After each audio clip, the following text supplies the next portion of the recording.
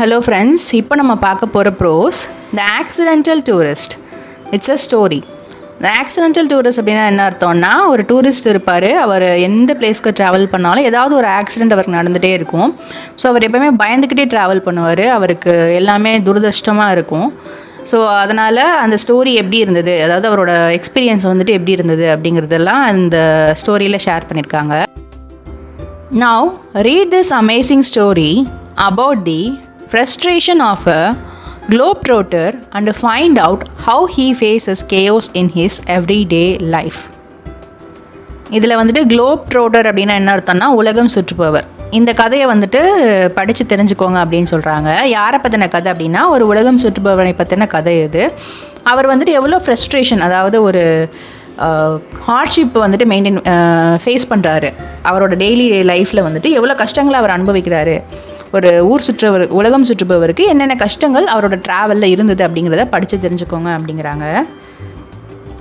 Of all the things I am not very good at, living in the real world is perhaps the most outstanding. அதாவது இவர் என்ன சொல்கிறாருன்னா, சில விஷயங்கள் இருக்குது, நிறைய விஷயங்கள் வந்துட்டு நான் சரிப்பட்டு வர மாட்டேன் அப்படிங்கிறாரு. அதாவது நிறைய விஷயங்கள் இந்த எல்லாருமே நார்மலாக பண்ணுறாங்கல்ல, அந்த விஷயங்களில் வந்துட்டு நான் சரியான ஆள் கிடையாது, நான் அந்த விஷயம்லாம் எனக்கு கரெக்டாக வராது அப்படிங்கிறாரு. என்னென்னா, இந்த உலகத்தில் வந்துட்டு இந்த ரியல் வேர்ல்டில் வாழ்கிறது வந்துட்டு ரொம்ப அவுட்ஸ்டாண்டிங்கான விஷயம். அதாவது நம்ம daily day to day life நம்ம லீட் பண்ணுறோம்ல, அது வந்துட்டு அவுட்ஸ்டாண்டிங்கான விஷயமா தெரியுது. ஏன்னா அவரால் இந்த மாதிரி நார்மலாக இருக்க முடியலை அப்படிங்கிறாரு. I am constantly filled with wonder at the number of things that other people do without any evident difficulty that are pretty much beyond me. So அவர் என்ன பண்ணுறாருனா, அடிக்கடி வந்துட்டு இவருக்கு ஆச்சரியமாக இருக்கான். ஏன்னா இந்த உலக மக்கள் வந்துட்டு நிறைய விஷயங்களை பண்ணுறாங்க, இந்த மக்கள் வந்துட்டு நிறைய விஷயங்களை பண்ணுறாங்க, ஆனால் எந்த ஒரு கஷ்டமுமே இல்லாமல் பண்ணுறாங்க. அது வந்துட்டு இவருக்கு செட் ஆக மாட்டேங்குது. அதாவது இது வந்துட்டு இவருக்கு ஆச்சரியமாக தெரியுது, இவருக்கு அது பியாண்டாக இருக்குது. அதாவது அவங்க எப்படி எல்லா காரியத்தையும் நார்மலாக பண்ணுறாங்க, ஆனால் என்னால் அப்படி பண்ண முடியலையே அப்படின்னு யோசிக்கிறாரு. I cannot tell you the number of times that I have gone looking for the lavatory in a cinema, for instance, and end up standing in an alley on the wrong side of a self-locking door. இதில் lavatory அப்படின்னா என்ன அர்த்தம்னா கழிப்பறை, alley அப்படின்னா என்ன அர்த்தம்னா சந்து. இவர் என்ன பண்ணுறாருன்னா, நிறைய டைம் வந்துட்டு இவர் சினிமாவுக்கு போகிறப்ப வாஷ்ரூமை தேடி போகிறாராம். ஆனால் அவர் எங்கே போய் நிற்பார் அப்படின்னா, செல்ஃப் லாக்கிங், அதாவது தன்னாலே லாக் பண்ணிக்கிறோம்ல ஒரு டோரு, அந்த ஒரு சந்துக்குள்ளே தான் போய் நிற்பாராம். அதாவது அவரால் ஒரு பாத்ரூமை கூட சினிமா போகிறப்ப கரெக்டாக கண்டுபிடிக்க முடியல, அது அவருக்கு கஷ்டமாக இருக்குது அப்படிங்கிறாரு. அதனால தான் சொல்கிறாரு, மனுஷங்கள் நார்மலாக பண்ணுற விஷயங்கள் வந்துட்டு எனக்கு அது வந்துட்டு பெரிய விஷயமா தெரியுது. அவங்க எப்படி பண்ணுறாங்க, சீரியஸே இல்லாமல் ஒரு கஷ்டமே இல்லாமல் பண்ணுறாங்க, ஆனால் என்ன அப்படி பண்ண முடியல அப்படிங்கிறாரு. My particular specialty now is returning to hotel desk 2 or 3 times a day and asking what my room is. So இவரோட ஸ்பெஷாலிட்டி, அதாவது எதுவுமே என்னால் பண்ண முடியல உருப்படியாக, டாய்லெட்டு கூட எனக்கு என்னால் கண்டுபிடிக்க முடியல. ஆனால் அதோட ஸ்பெஷாலிட்டியான விஷயம் என்னென்னா, இவர் எங்கேயாவது ஹோட்டலுக்கு போயிருந்தாருன்னா அவரோட ரூமை மறந்து போயிடுவாராம், என்ன ரூமுக்குங்கிறத மறந்துடுவாராம். அதனால் அந்த ஹோட்டலில் டெஸ்க் வச்சுருப்பாங்க, இந்த ஃப்ரண்ட் டெஸ்க்கு சொல்லுவாங்கள்ல, அங்கே போயிட்டு 2 இல்லைனா 3 தடவை போயிட்டு என்னோடய ரூம் என்னன்னு சொல்லி கேட்டுக்கிட்டே இருப்பாராம். I am in short easily confused. அதாவது சுருக்கமாக சொல்ல போனால் அவர் எல்லாத்தையும் ஈஸியாக மறந்துடுவார், ஈஸியாக அவருக்கு எல்லாமே குழப்பம் அப்படின்னு சொல்கிறாரு. I was thinking about this the last time we went on a big trip. So இவர் என்ன பண்ணுறாருன்னா, கடைசி டைம் இவர் ஃபேமிலியோட ஒரு பெரிய ட்ரிப்புக்கு போகிறாரு. It was at Easter and we were flying to England for a week. So அவர் என்ன பண்ணுறாருன்னா ஃபேமிலி ட்ரிப் போகிறார். எந்த டைம்லனா ஈஸ்டர் டைம். ஈஸ்டர் அப்படின்னா என்னென்னா, இயேசு கிறிஸ்துவோட உயிர்த்தெழுகிற ஃபங்க்ஷன் தான் ஈஸ்டர் எல்லாம் செலிப்ரேட் பண்ணுவாங்க. அது ஏப்ரல் இல்லைனா மார்ச் எண்டிங்கில் வரும். எல்லாமே ஒரே நாளில் வராது, ஒவ்வொரு வருஷத்துக்கும் ஒவ்வொரு நாள் மாறி வரும். ஸோ அந்த லீவில் என்ன பண்ணுறாங்க, அந்த ஹாலிடேயில் என்ன பண்ணுறாங்கன்னா, இவர் ஒரு வாரம் வந்துட்டு இங்கிலாந்துக்கு ட்ரிப்பு போகிறாங்க. எது மூலமானா ஃப்ளைட்டு மூலமாக போகிறாங்க. When we arrived at Logan Airport in Boston and were checking in, I suddenly remembered that I had recently joined British Airways frequent flyer program. I also remembered that I had put the card in the carry-on bag that was hanging around my neck. And here is where the trouble started. So இவங்க எங்கே போகிறாங்க அப்படின்னா Logan ஏர்போர்ட்டுக்கு போகிறாங்க. அது எங்கே இருக்குன்னா பாஸ்டனில் இருக்குது. அங்கே செக்இன் பண்ணுவாங்க. அதாவது நம்ம போகிறதுக்கு முன்னாடி செக்இன் பண்ணுவோம்ல, அந்த மாதிரி செக்இன் பண்ணுவாங்க. அப்போ தான் அவருக்கு ஒரு ஞாபகம் வருது. என்னென்னா இவர் ஒரு ப்ரோக்ராமில் ஜாயின் பண்ணியிருக்காரு. என்ன ப்ரோக்ராம்னா பிரிட்டிஷ் ஏர்வேஸ் ஃப்ரீக்வெண்ட் ஃப்ளையர். அப்படின்னா அந்த ஏர்வேஸ் மூலமாக அடிக்கடி யாரெல்லாம் வந்துட்டு ஃப்ளை பண்ணுறாங்களோ அவங்களுக்கு ஒரு ப்ரோக்ராம் மாதிரி இருக்கும். அதாவது ஒரு எப்படி சொல்லுது, ஏதாவது அலவன்சஸ் கொடுப்பாங்களா இருக்கும், இல்லை அவங்களுக்கு ஏதாவது டிஸ்கவுண்ட்ஸ் கொடுப்பாங்களா இருக்கும்.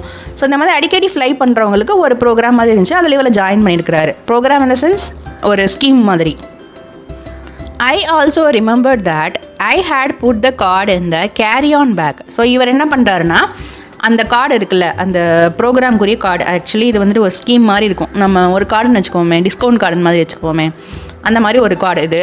ஸோ அதை என்ன பண்ணுறாருன்னா அவரோட கேரியான் பேக்னால் நம்ம எப்போயுமே வந்துட்டு ஜென்ஸ்லாம் ஒரு பேக் கேரி பண்ணுவாங்கள்ல, அந்த மாதிரி ஒரு பேக் இருக்குது. அது அவரோட கழுத்தில் தான் தொங்கிட்டு இருக்கு. இங்கே தான் அவருக்கு பிரச்சனையே ஆரம்பிக்குது. The zip on the bag was jammed. So I pulled on it and yanked at it with grunts and frowns and increasing consternation. So yanked அப்படின்னா என்ன அர்த்தம் அப்படின்னா ஒரு விஷயத்தை பிடிச்சி இழுக்கிறது, வெடுக்குன்னு இழுக்கிறது. கிரன்ஸ் அப்படின்னா என்ன அர்த்தம்னா முக்கிறது. ப்ரோன்ஸ் அப்படின்னா என்ன அர்த்தம்னா முகம் சொல்லிக்கிறது. கன்ஸ்டர்னேஷன் அப்படின்னா என்ன அர்த்தம்னா திகைப்பு அல்லனா கலக்கம். ஸோ இவர் அங்கே போய் நிற்கிறாரு. அங்கே அவருக்கு ஒரு கார்டு நான் வச்சுருக்கேனே அப்படின்னு சொல்லி ஞாபகம் இருக்குது. அது எங்கே இருக்குன்னா அவரோட பேக்கில் இருக்குது. அவர் பேக்கோட ஜிப்பு வந்துட்டு இப்போ ஜாம் ஆயிடுச்சு. அதாவது நம்ம ஏதாவது ஒரு ஜிப்பை திறக்கிறோம் அப்படின்னா அதை திறக்க முடியாமல் ஜாம் ஆகும்ல. செக்கின் நின்றுட்டுருக்காரு, ஆனால் அவரால் அந்த கார்டை எடுத்து கொடுக்க முடியல. அந்த ஜிப்பு வந்துட்டு ஜாம் ஆயிடுச்சு. அதனால் என்ன பண்ணுறாருனா அந்த ஜிப்பை வந்துட்டு இழுக்கிறாரு. இழுத்து யாங்கிட்டு அப்படின்னா நல்லா வெடுக்குன்னு இழுக்கிறாரு. With grunts and frowns. அதாவது நம்ம இப்போ ஒரு விஷயத்தை இழுக்கிறோம் அப்படின்னா வந்துட்டு நம்ம மாதிரி கத்திக்கிட்டே மூஞ்சி சுழிச்சிக்கிட்டே இழுப்போம்ல, அப்படி சொல்லி இழுப்போம்ல, அந்த மாதிரி இழுத்துட்ருக்காரு. இன்க்ரீஸிங் கான்ஸ்டர்னேஷன் அப்படின்னா அவருக்கு முகம் சொல்லிச்சுக்கிட்டே இப்போ நம்ம ஏதாவது ஒரு ஜிப்பு மாட்டிக்கிச்சு, அதில் வந்து நம்ம இழுக்கிறோம், அது இழுக்க முடியலன்னா நம்ம ஒரு மாதிரி எக்ஸ்ப்ரெஷன் ஃபேஸில் ஒரு மாதிரி முகத்தை சொல்லிச்சுக்கிட்டே பல்ல கடிச்சிக்கிட்டே பண்ணுவோம்ல, அந்த மாதிரி இவர் பண்ணுறாரு. I kept this up for some times but it wouldn't budge. இதில் budge அப்படின்னா என்ன அர்த்தம்னா நிலை மாற்றுறது. ஸோ என்ன ஆகுதுன்னா இவர் திருப்பி இதை பண்ணிகிட்டே இருக்கிறாரு. ஆனால் அதனால் என்ன பண்ண முடியல, அதை ஓப்பன் பண்ண முடியல. So I pulled harder and harder with more grunts. இப்போ என்ன பண்ணுறாரு, இன்னும் வந்துட்டு பிடிச்சி இழுக்கிறதுக்கு ரொம்ப கஷ்டப்பட்டு இழுக்கிறாரு. ஹார்டர் அண்ட் ஹார்டர்னா ஒரு விஷயத்தை நம்ம திறக்கவே முடியல, ஒரு ஜிப்பை நம்ம திறக்கவே முடியலன்னா இன்னும் நம்ம இழுத்து பார்ப்போம் முடியல அப்படின்றப்ப திருப்பி நம்ம நல்லா பிடிச்சி இழுப்போம்ல, அந்த மாதிரி இழுக்கிறாரு. Well, you can guess what happened. Abruptly the zip gave away. So நமக்கு என்ன தெரியும், இந்த மாதிரி பிடிச்சி இழுத்துட்டே இருந்தால் நம்மளால் என்ன பண்ண முடியுன்றதை நம்மளாலே கெஸ் பண்ண முடியும். அந்த ஜிப்புக்கு என்ன ஆகும்னா ஜிப்பு பிஞ்சு போயிடும், ஃபுல்லாக பிஞ்சு போயிடும்.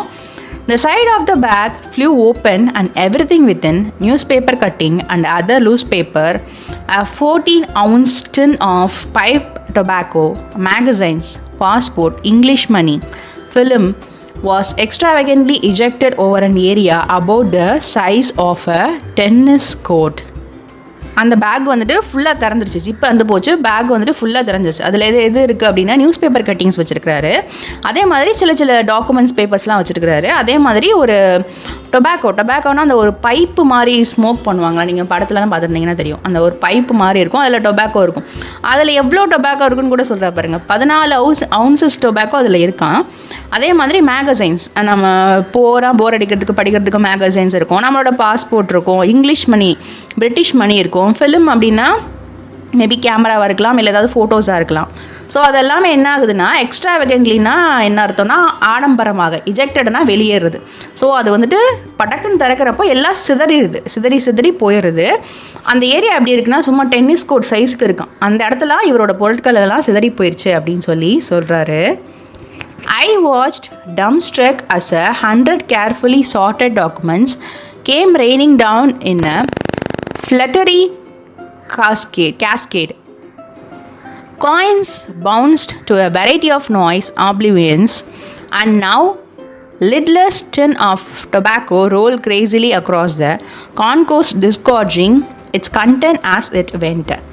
ஸோ இவர் என்ன பண்ணுறாரு, நம்ம எப்போயுமே ஒரு விஷயம் நம்ம திறக்கிறோம் இல்லை ஏதாவது ஒரு விஷயம் நடக்குதுன்னு நம்ம என்ன பண்ணுவோம், டம்ஸ்ட்ரக் அப்படின்னா என்ன பண்ணணும்னு தெரியாமல் நம்ம வாயடைச்சு போய் அமைதியாக நிற்போம்ல, அந்த மாதிரி ஆயிடுது இவருக்கு. ஏன்னா இவர் 100 கேர்ஃபுல்லி சார்ட்டட்னா இப்போ நம்ம எங்கேயாவது போகிறோம் அப்படின்னா இது இங்கே இருக்கணும், இது இங்கே இருக்கணும்னு சொல்லிட்டு நம்ம வகைப்படுத்தி வச்சுருப்போம். அந்த டாக்குமெண்ட்ஸ்லாம் என்ன ஆகுதுன்னா அருவி மாதிரி கீழே கூட்டிடுச்சு அப்படின்னு சொல்கிறார். இதில் ஃப்ளட்டரி அப்படின்னா என்ன அர்த்தம்னா ஒரு மாதிரி எப்படி சொல்கிறது, பட அப்படின்னு சொல்லிட்டு அருவி மாதிரி இவரோட டாக்குமெண்ட்ஸ்லாம் கீழே கூட்டிடுச்சு அப்படிங்கிறாரு. அப்போ என்ன பண்ணோன்னா அங்கே இருக்க காயின்ஸ்லாம் வந்துட்டு என்ன ஆகும், இப்போ நம்ம ஒரு காயின்ஸ் கீழே போட்டோம்னா டிங் டிங் டிங் டிங் சவுண்டு கேட்டு எங்கேயாவது போகும்ல, அந்த மாதிரி ஒரு ஆப்ளிவியன்ஸ் அப்படின்னா என்ன அர்த்தம்னா மறைஞ்சு போகிறது, அதாவது எங்கேயாவது ஒரு டெஸ்க்கு கடியில் மறைஞ்சு போயிடுது. இப்போ என்ன ஆகுதுன்னா அவர்கிட்ட டொபாக்கோ இருக்குது, அதில் வந்துட்டு அந்த டின் இருக்கும்ல, டொபாக்கோவுக்கு யூஸ் பண்ணுற அந்த டின் இருக்குது, அது வந்துட்டு திறந்து அதை உருண்டு போய் என்ன ஆகுதுன்னா அதில் இருக்க கண்டென்ட்லாம் என்ன ஆகுது கீழே கொட்டிடுது. இதில் கான்கோஸ் அப்படின்னா என்ன அர்த்தம்னா சின்ன சின்ன பொது உட்கூடம்னு சொல்லுவாங்க. அந்த பிளேஸில் நிறைய பேர் இருப்பாங்க, அவங்க கிட்டக்கெல்லாம் அப்படியே உருண்டு போகுது அப்படின்னு சொல்லலாம். டிஸ்கார்ஜிங் அப்படின்னா என்னென்னா ஒரு விஷயம் வெளியில் கொட்டுறது. ஸோ என்ன ஆகுது, அவரோட காயின்ஸ் உருண்டு போகுது, அவரோட டொபாக்கோ வேஸ்ட்டாக போகுது, அவரோட திங்ஸ் எல்லாம் அறிவு மாதிரி கொட்டிடுது அப்படின்னு சொல்கிறாரு. My tobacco. I cried in horror, thinking that I would have to pay for that much tobacco in England, now that another budget had come and gone, and then change the cry to my finger, as I discovered that I had gashed my finger on the zip. இப்போ என்ன ஆகுது அப்படின்னா அவரோட tobacco வந்துட்டு கீழே கூட்டதில் ஐயோ என் tobacco போகுது அப்படின்னு சொல்லி அவர் கத்துறாரு பயத்தில். ஹாரர்னா பயத்தில், ஏன்னா அது வேஸ்ட்டாக போயிடும்ல, அதனால் கத்துறாரு. இப்போ என்ன பண்ணணும் அப்படின்னா அவரோடது டொபாக்கோ தீர்ந்து போச்சு. இப்போ இங்கிலாந்துக்கு போய் அந்த டொபாக்கோக்கு புதுசாக அவர் இன்வெஸ்ட் பண்ணணும். ஸோ என்ன அது புதுசாக செலவழித்து வச்சிருச்சு அப்படின்னு சொல்கிறாரு.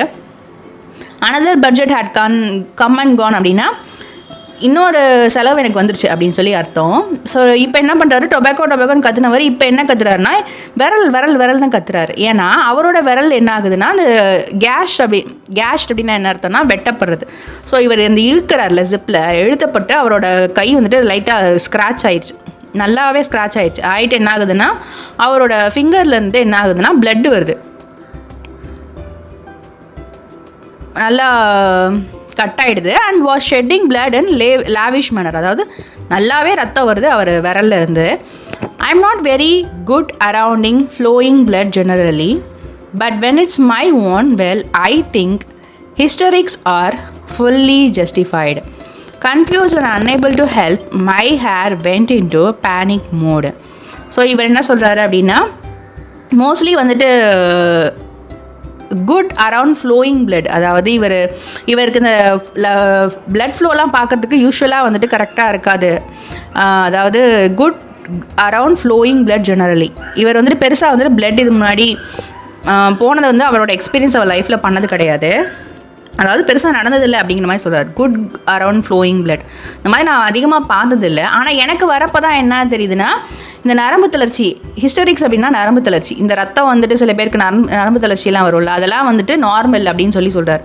ஸோ அவங்களுக்கு எப்படி நடக்கிறது அது வந்துட்டு ஜஸ்டிஃபைடு தான். இந்த மாதிரி விஷயங்கள் நடக்குதுன்னா அது அவங்களுக்கு எவ்வளோ பெயின்ஃபுல்லாக இருக்கும் அப்படிங்கிற மாதிரி சொல்கிறாரு. இப்போ இவருக்கு வந்துட்டு எந்த ஹெல்ப்பும், ரொம்ப ஒரு குழப்பத்தில் இருக்கிறாரு, இவருக்கு என்ன பண்ணுறதுனே தெரியல. இப்போ என்ன ஆகுதுன்னா அவரோட ஹேர்லாம் எப்படி ஆகுதுன்னா பேனிக் மோடுனா ஒரு மாதிரி பயத்தில் இருக்குது, அவரோட முடியெல்லாம் பயத்தில் இருக்குது அப்படின்னு சொல்கிறாரு. It was at this point that my wife looked at me with an expression of wonder, not anger or exasperation,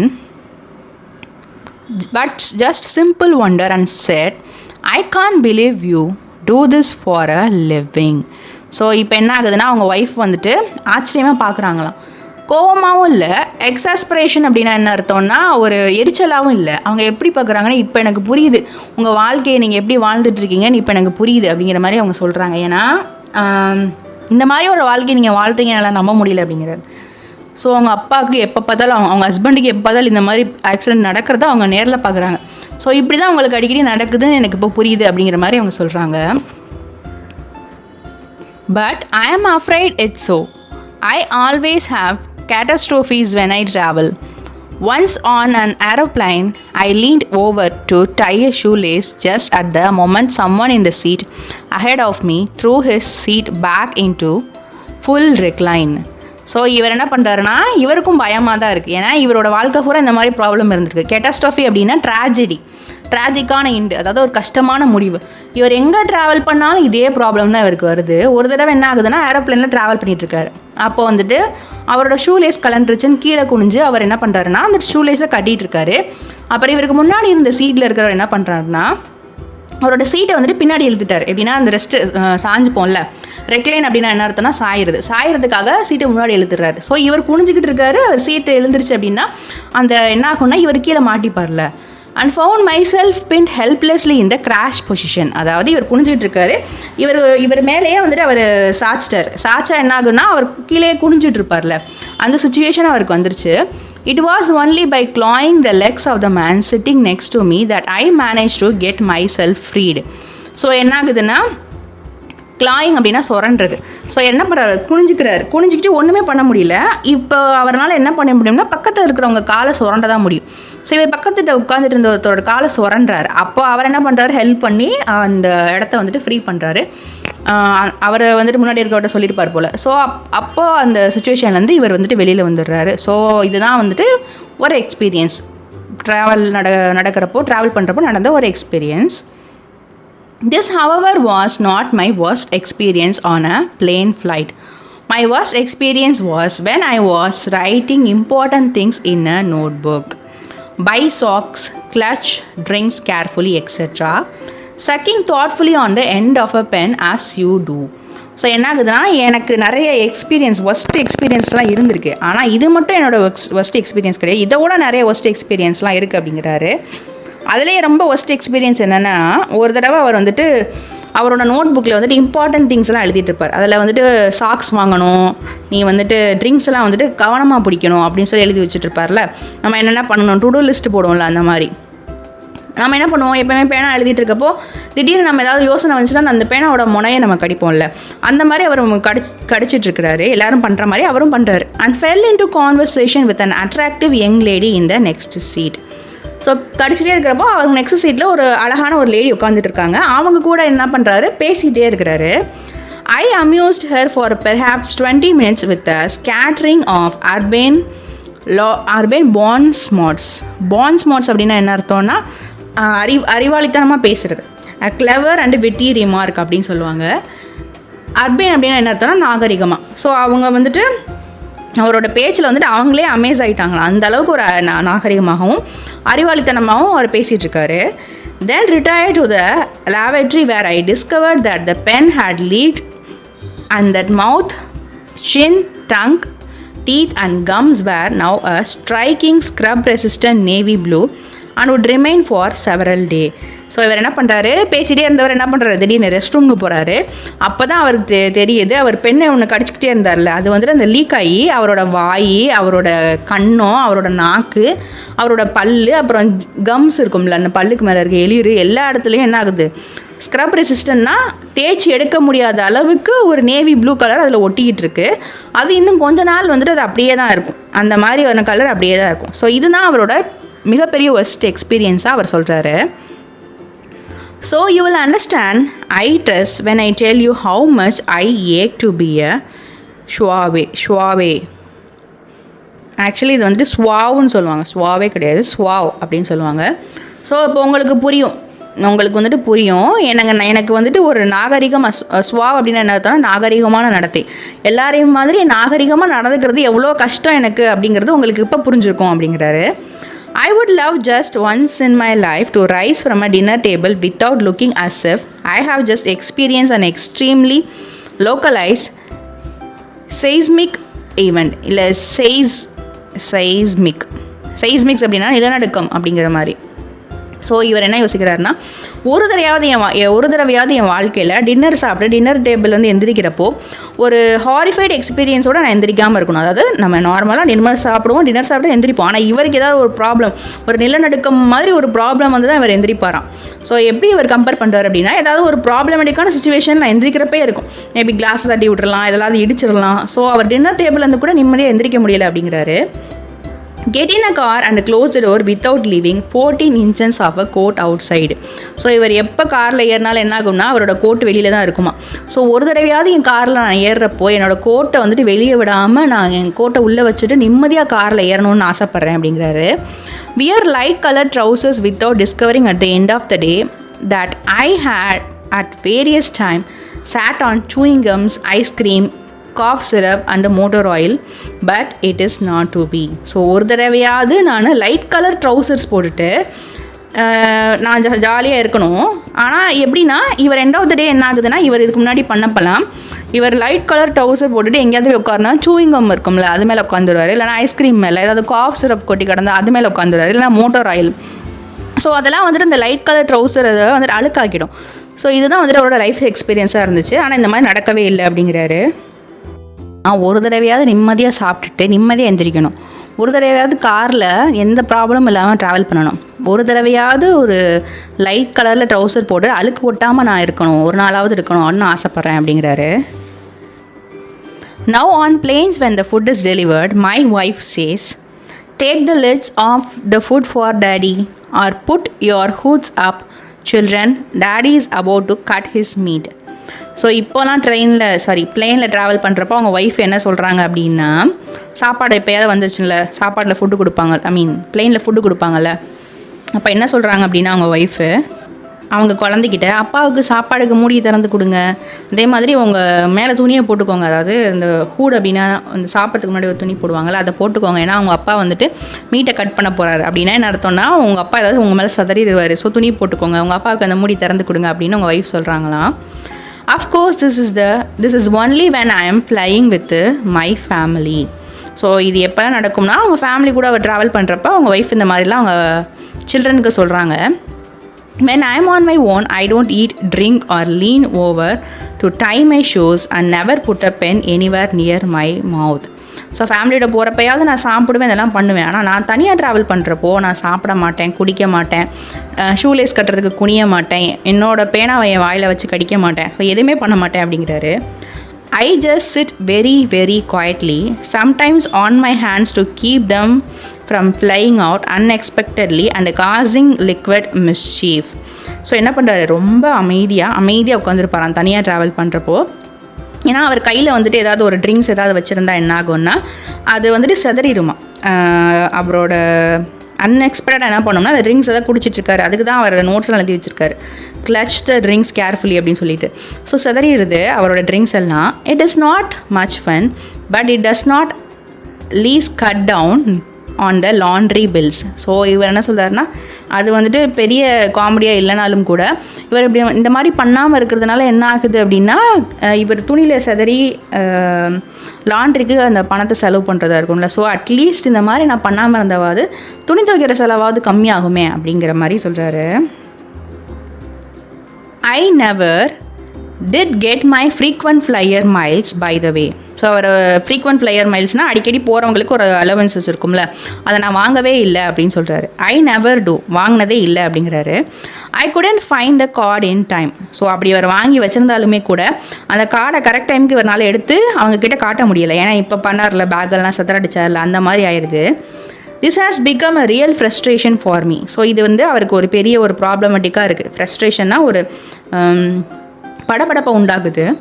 Everyone I know, everyone is forever flying off to Bali first class with their air miles. So அவர் என்ன பண்ணுறாருனா இவருக்கு தெரிஞ்ச எல்லாருமே வந்துட்டு என்ன பண்ணுறாங்க, அந்த அந்த ஃப்ளையிங் ஏர் மைல்ஸ் இருக்குல்ல அதை யூஸ் பண்ணிவிட்டு பாலிக்கு ஃபஸ்ட் கிளாஸில் ட்ரிப்பு போகிறாங்க. I never get to collect any thing. So ஆனால் இவர்னால் அதை பண்ண முடியல, அதை கலெக்ட் பண்ணவே முடியலை. I must fly 1,00,000 miles a year. So இவருக்கு கண்டிப்பாக இவரோட பிஸ்னஸ் படி இவர் ஒரு நாளைக்காவது 1,00,000 மைல்ஸ் வந்துட்டு இவர் ட்ராவல் பண்ணுற மாதிரி வருமா. Yet I have accumulated only about 212 air miles divided between 23 airlines. ஆனாலுமே கூட அவர் வந்துட்டு என்ன வாங்கி வச்சுருக்காருன்னா ஒரு 212 ஏர் மைல்ஸ், அது வந்துட்டு எதை டிவைட் பண்ணோன்னா ஒரு 23 ஏர்லைன்ஸ், அதாவது ஒரு கார்டு மாதிரி இருக்கும், அதை வச்சு நீங்கள் இந்த இதுக்குள்ளே ட்ராவல் பண்ணிக்கலாம் அப்படிங்கிற மாதிரி விஷயத்தை அவர் வாங்கி வச்சுருக்கிறாரு. This is because either I forgot to ask for the air miles when I check in. So என்ன பண்ணுறாரு இவர் அந்த இது கார்டை வாங்கி வச்சுருந்தாலுமே கூட இவர் என்ன பண்ணுறாரு, செக்இன் பண்ணுறப்போ நீங்கள் ஏர் மைல்ஸ் கிரெடிட் எடுப்பீங்களா அப்படிங்கிறத ஏன் அவர் கேட்க மறந்துடுறாரு.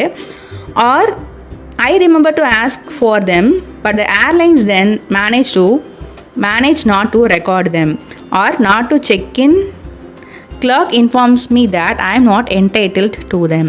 ஸோ இவருக்கே அதை கொடுக்கறதுக்கு ஞாபகம் இருந்தாலுமே கூட அந்த கிளர்க்ஸ்லாம் என்ன சொல்கிறாங்க, இந்த கார்டை நாங்கள் அக்செப்ட் பண்ணிக்க மாட்டோம், இது எங்கள் ஏர்லைன்ஸில் வராது அப்படிங்கிற மாதிரி சொல்லிடுறாங்களாம். In January, on a flight to Australia, a flight for which I was going to get about a zillion air miles. So என்ன ஆகுதுன்னா, இவர் வந்துட்டு ஒரு ஜான்வரியில் ஆஸ்திரேலியாவுக்கு ஃப்ளைட்டில் போயிட்டுருக்காரு. அது வந்துட்டு எப்படின்னா ஒரு ஜில்லியன் ஏர் மைல்ஸ்க்கு ஒர்த்து அது, அதாவது அவ்வளோ யூஸ் பண்ணிக்கலாம், அவரோட வச்சிருக்க கார்டை வச்சு அவ்வளோ யூஸ் பண்ணிக்கலாம். The clerk shook her head when I presented my card and told me I was not entitled to any. So என்ன ஆகுதுன்னா, இவர் என்ன பண்ணுறாரு, அதை அவர் யூஸ் பண்ணுற மாதிரி யூஸ்ஃபுல்லானதான் கார்டு இருக்குது. அப்போ அந்த கிளர்க்கு கிட்ட சொல்கிறாங்க. அவங்க என்ன சொல்கிறாங்கன்னா, எங்களால் இதை அக்செப்ட் பண்ணிக்க முடியாது சார் அப்படிங்கிற மாதிரி சொல்கிறாங்க. ஒய் இவர் கேட்குறாரு, ஏன் அப்படின்னு சொல்லி கேட்குறாரு. The ticket is in the name of B Bryson அந்த card is in the name of W Bryson. So நீங்கள் என்ன பேரில் டிக்கெட் வாங்கியிருக்கீங்க, பி பிரைசன் டிக்கெட் வாங்கியிருக்கீங்க. ஆனால் அவங்க கார்டில் இனிஷியல் தப்பாக இருக்குது. இப்போ நம்ம எங்கேயாவது ஆதார் கார்டு போய் கொண்டு கொடுத்தோன்னா அவங்க சொல்லுவாங்க, உங்கள் ஆதார் கார்டில் நேம் சரியாக இருக்குது, நாங்கள் அக்செப்ட் பண்ணிக்க முடியாது, மாற்றிட்டு வாங்கன்னு சொல்லுவாங்க. அந்த மாதிரி தான் இது, உங்கள் இனிஷியல் தப்பாக இருக்குது, இந்த இதை நாங்கள் அக்செப்ட் பண்ணிக்க மாட்டோம் அப்படின்னு அந்த லேடி சொல்கிறாங்க. I explain to her the close and venerable relationship between Bill and William, but she wouldn't have it. So அவங்க சொல்கிறான், அவரை வந்துட்டு கன்வின்ஸ் பண்ணுறாரு, இது இப்படி தான், என் பேர் இப்படி தான் இருக்கும் அப்படின்னு சொல்லி கன்வின்ஸ் பண்ணுறாரு. ஆனால் அவங்க எதையுமே கேட்கல. ஏன்னா அவங்களோட பாலிசி படி அங்கே அவங்களுக்கு என்ன ரூல்ஸ் இருக்கோ அதை தான் அவங்க அக்செப்ட் பண்ணிப்பாங்க. So I didn't get any air miles and I won't be flying to Bali first class just yet. So இவருக்கு எந்த ஏர் மைல்ஸும் கிடைக்கல, அதே மாதிரி இவரும் பாலிக்கு ஃபஸ்ட் கிளாஸில் ட்ராவல் பண்ண முடியலை இன்ன வரைக்கும். Perhaps just as well, really I could never go that long without eating. So அவர் என்ன சொல்கிறாருன்னா, அப்படி சொல்ல போனால் நான் அவ்வளோ தூரம் வந்துட்டு சாப்பிடாமலே போக முடியாது அப்படிங்கிற மாதிரி சொல்கிறார். அதாவது இவர் பாலிக்கு போகிறதா இருந்தாலுமே கூட அவர்னால் அவ்வளோ தூரம் வந்துட்டு சாப்பிடாமல் போக முடியாது. ஏன்னா இவர் எங்கே போனாலும் சாப்பிட்றது இல்லைல்ல. ஸோ அவர் இங்கிலாந்துலேருந்து நம்ம பாலிக்கு போகிறதா இருந்தாலுமே கூட நான் எப்படி சாப்பிடாமல் ட்ராவல் பண்ணுறது அப்படின்னு சொல்லி இந்த ப்ரோஸை முடிக்கிறாரு. Discussion session. இந்த செஷனில் நான் என்ன கற்றுக்கிட்டேன், இந்த லெசனில் நான் என்ன கற்றுக்கிட்டேன் அப்படின்னா, துரதிர்ஷ்டம், ஒரு மனுஷனோட துரதிர்ஷ்டம் எப்படியெல்லாம் இருக்குது அப்படிங்கிறத கற்றுக்கிட்டேன். பாவம் அவரால் பீஸ்ஃபுல்லாக ட்ராவல் கூட பண்ண முடியல. மேபி இது அவரோட துரதிர்ஷ்டம் அப்படிங்கிறது ஒரு கைண்ட் ஆஃப் எப்படி சொல்கிறது, சூப்பர்ஸ்டிஷியஸ் பிலீஃபாக இருக்கலாம். மேபி அவர் நிதானமாக எந்த விஷயத்தையும் பண்ணாமல் ஒரு மாதிரி பதட்டத்தில் பண்ணுறவராக இருக்கும். ஸோ நம்ம லைஃப்பில் என்ன பண்ணாலும் ரொம்ப நிதானமாக பண்ணணும். நம்ம யோசிச்சு பார்த்தோன்னா தெரியும், நம்ம பதறனா எல்லா காரியமும் சிதறி போகும். அதாவது ஒரு ப்ராவர்ப் இருக்குல்ல, பதறிய காரியம் சிதறி போகும், அந்த மாதிரி தான் எல்லாத்தையுமே நம்ம நிதானமாக பண்ணலாம். அது வந்துட்டு நமக்கு பெருசாக ஒரு விஷயத்த நமக்கு இலக்க வைக்க போகுது அப்படின்னாலும் கூட அந்த விஷயத்த நம்ம நிதானமாக பண்ணோம் அப்படிங்கிறப்போ, இப்போ எங்கேயாவது போகணும், அதை நம்ம இந்த டைமுக்குள்ளே போயாகணும் அப்படிங்கிற பட்சத்தில் நம்ம படன்னு போனால் ஏதாவது ப்ராப்ளமேட்டிக்கான சுச்சுவேஷன் வரதான் செய்யும். ஏன்னா நம்ம மைண்டு நிதானமாக இருக்காது. அதே விஷயத்த சரி வந்த ப்ராப்ளம் ஏதாவது வந்துடும், நம்ம போன லேட்டானால் ப்ராப்ளம் வரும், பட் நம்ம ஃபேஸ் பண்ணிக்கலாம், பட் நம்ம நிதானமாக போகணும். ஏன்னா நம்மளோட சேஃப்டி நமக்கு முக்கியம் இல்லை. ஸோ அந்த மாதிரி யோசிச்சா வந்துட்டு நம்ம ப்ராப்ளம் எதுவாக இருந்தாலும் ஃபேஸ் பண்ணிடலாம் அப்படிங்கிறது தான். ஸோ நீங்கள் என்ன கற்றுக்கிட்டீங்க அப்படிங்கிறத கமெண்ட் செக்ஷனில் எழுதுங்க. இந்த சேனலில் நான் டிஎன் சிலபஸ் இங்கிலீஷ் லெசன்ஸ் எல்லாமே அப்டேட் பண்ணுவேன். நீங்கள் இதை யூஸ் பண்ணிக்கோங்க. நீங்கள் அந்த லெசன்ஸை வாட்ச் பண்ணி இதில் ஏதாவது மிஸ்டேக் இருக்குது, இதில் இந்த இடத்துல எப்படி வந்திருந்தா இது கரெக்டாக இருக்கும் அப்படின்னு எதுவாக இருந்தாலும் கமெண்ட் செக்ஷனில் மென்ஷன் பண்ணுங்கள். விமர்சனங்கள் வரவேற்கப்படுகிறது. அதே மாதிரி உங்கள் ஃப்ரெண்ட்ஸ் யாராவது இருந்தாங்க அப்படின்னா இந்த சேனலை வந்துட்டு நீங்கள் அனுப்பி அவங்களுக்கு யூஸ்ஃபுல்லாக இருந்தது அப்படின்னா நீங்கள் அனுப்பி ஷேர் பண்ணிக்கோங்க. Wishing you abundance in knowledge. Thank you so much.